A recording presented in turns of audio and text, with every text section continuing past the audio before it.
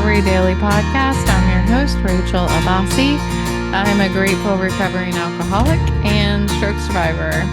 And today I wanted to talk about practicing spiritual principles daily. The morning meeting was talking about a few things, both of my morning meetings. One was talking about step 12, and it's step 12, and the 12 and 12 for my program is a really long one. It basically reviews the entire program and then talks about sharing the principles that I practice every day with those around me. Not just practicing the principles, like sharing the principles, but sharing the product of the principles, like what came out of me practicing the principles. And so this idea of a spiritual awakening is one that we learn from the program, comes out of working the steps. And there's a lot of debate as to what constitutes this spiritual awakening for an individual, because it can look different for everybody. When I think about a spiritual awakening, mine was more of the slow kind, where I think every day as I constantly and continuously applied the principles to my life, to the best that I could, it was a slow emergence of like a new state of consciousness. I became able to feel, do, and believe things that previously I would have never thought I was capable of doing. And that is something that the step 12 talks about in the 12 and 12, an emergence of honesty, tolerance, and peace of mind. But it all starts with step 1. And I'll be talking a little bit later about two-stepping, which is a term that I've heard over and over again, and I always forget what two steps it's talking about. But it's steps 1 and 12. And and so I'll get to that. But in order to get to this point where I have this new state of consciousness, I have to become willing. I have to become willing to um, receive the lessons that other people have learned by practicing the program, and then I can begin to receive that grace myself. I have to receive it before I can give it away. I have to be willing, and I have to do the work way before I can share it with somebody else. So, when I do get to that point where I have enough to give, um, simply showing up to meetings and showing up for other people becomes that form of giving. And I think that this slow emergence of a spiritual awakening for me, um, it's like I'm finally showing up for myself, and I feel like I'm being willing to receive. It feels like receiving, but I am also giving. That's where like the shift comes, when I start feeling, doing, and believing things that were impossible before, that I never felt that I could uh, feel, do, and believe. And I start being an example of the program, and without me being really aware, simply showing up is a form of giving back. And I didn't even realize when it started happening, honestly. I think that for me, when it felt like giving, it was too early for me to be giving, if that makes sense. Once I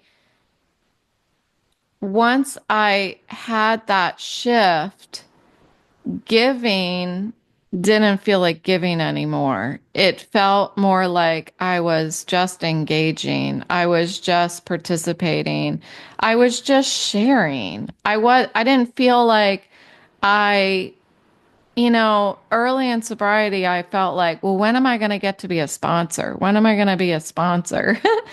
And I think any of those times that I was feeling that way, I wasn't ready to be a sponsor because it just seems to happen on its own. This ability to carry the love of the program, to carry the peace of mind that I receive in the program, to start carrying it outside of my meetings. So, um, practicing the steps of the program provided me with a level of honesty with myself and with others that I never had.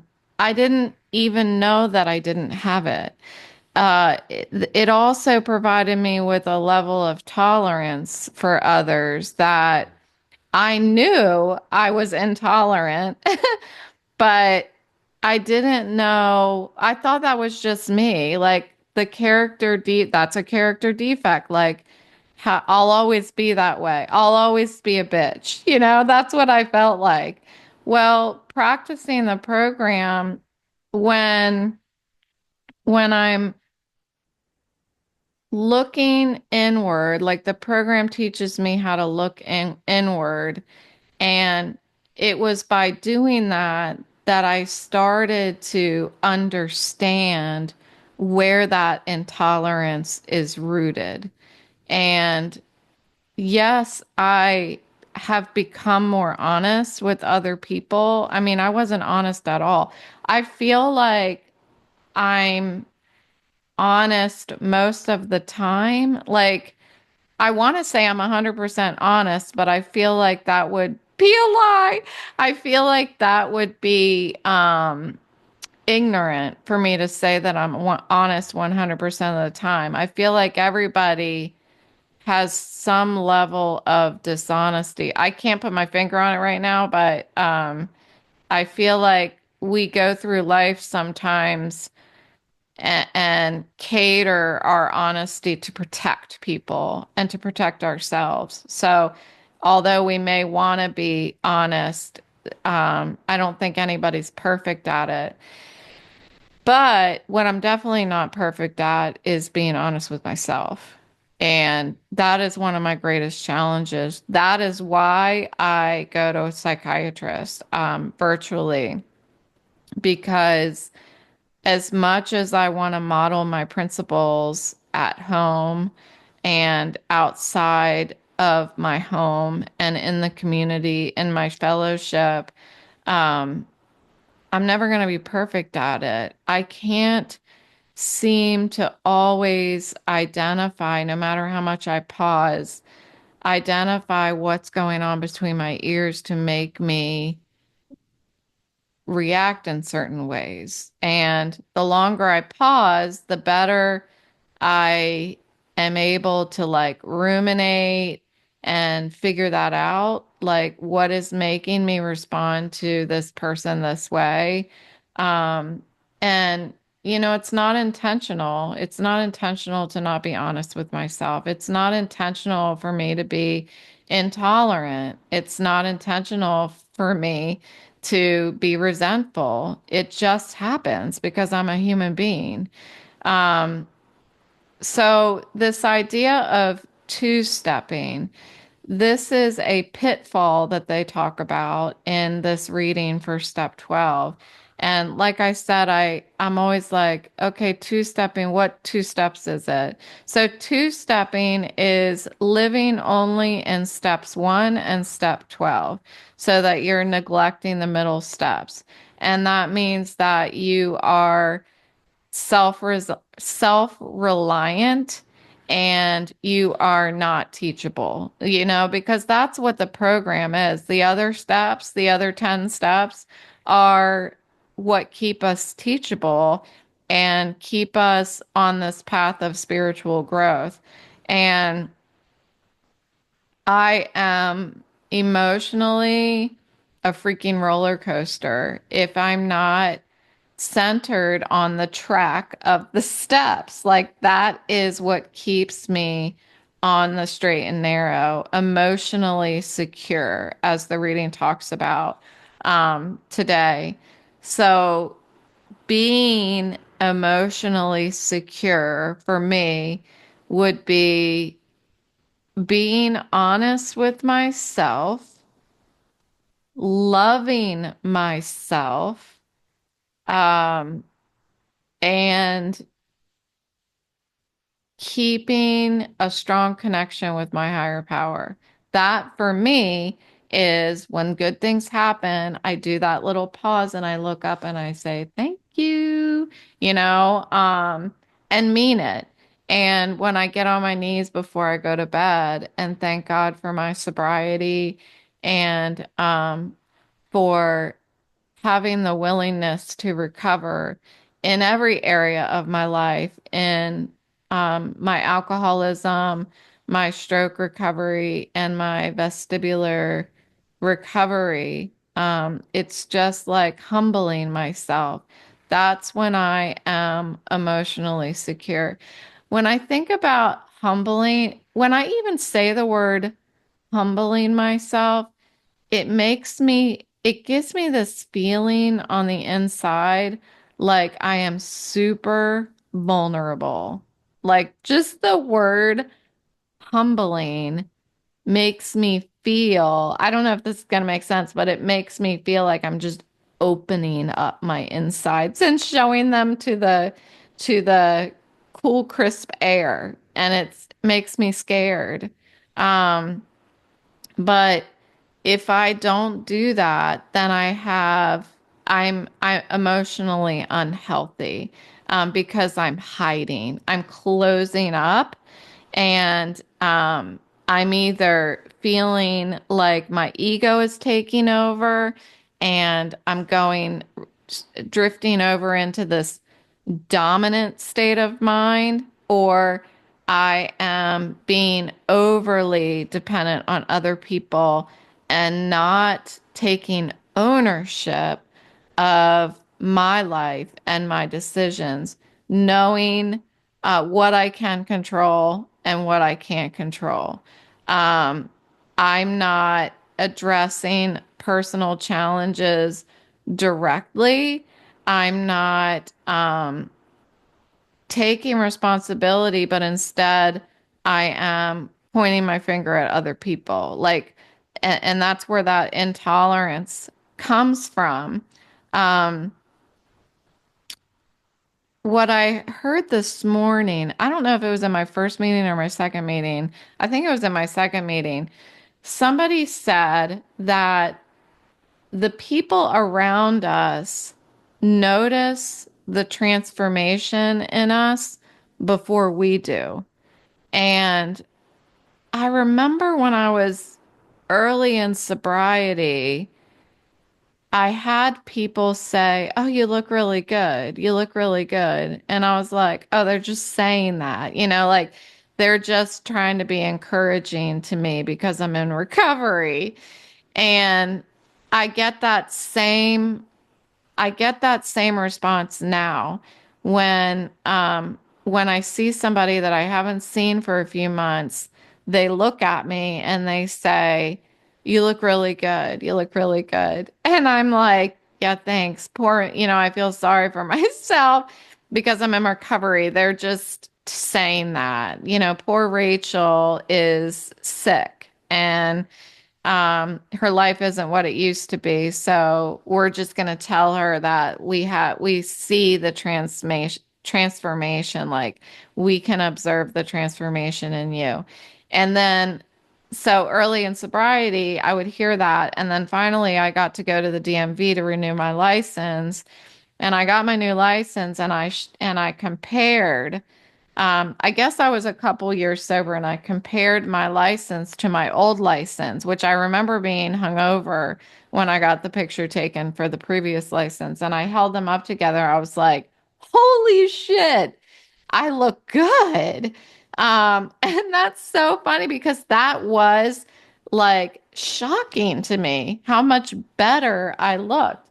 And that's when I realized these people weren't just saying that there is a healing that happens on the inside, starts on the inside and comes out. And I think that other people see it in our, like in alcoholism recovery, they can see it in our skin and then they can see it in our eyes. They can see it in our hair, like how much healthier our hair is. Like the transformation is visible to other people before we can see it internally. And I feel that the same thing must be happening right now for my stroke recovery. I'd be lying if I said I believe people when they say I look good because I feel like I've aged 10 years in the past 4 years. And I don't know why that is. It might be because, my body went through a very scary event and I shocked my body and it's responding that way. I don't know, but every time I look in the mirror now, I feel like I look older. I feel like I have bags under my eyes. I feel like, since I can't exercise to the degree that I used to, I feel like I'm just not as in shape anymore. But that is that a lot of it can be my alcoholic thinking. Um, there is what people call ism. It's the ism in me. Alcoholism is cunning, baffling, powerful, and patient. That's what I heard in my second meeting today. And regardless of how I feel on any given day, regardless of if I wake up and look in the mirror and I'm like, girl, you are aging rapidly in this recovery. It doesn't matter. I have to remain vigilant. I have to do the next right thing, regardless of how I feel about it, because my alcoholism is waiting for me. It's waiting for me to feel like I'm not getting anywhere. It's waiting for me to feel like, what's the point? Why are you trying so hard? And what I can do, what grounds me, what gives me the confidence to keep moving forward is this foundation for living that the 12 steps gives me.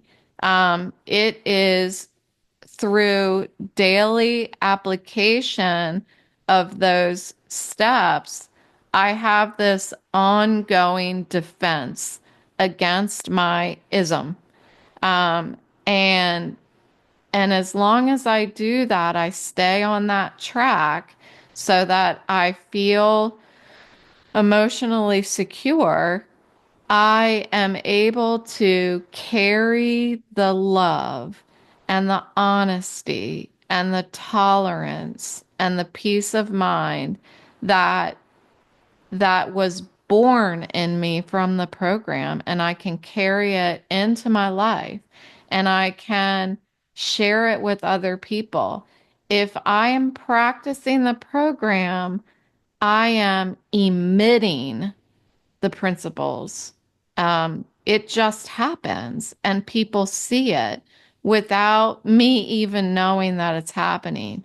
And I'm confident in that. I am. And it was a good reminder this morning to know that I can be of service, I can be helpful to others just by focusing on my own recovery and showing up for life so that when I do cross paths with other people that are in need, um, I am giving already. I'm giving already just by showing up. So here I am. I showed up today. Yay. Thanks for listening. I'll talk to you tomorrow.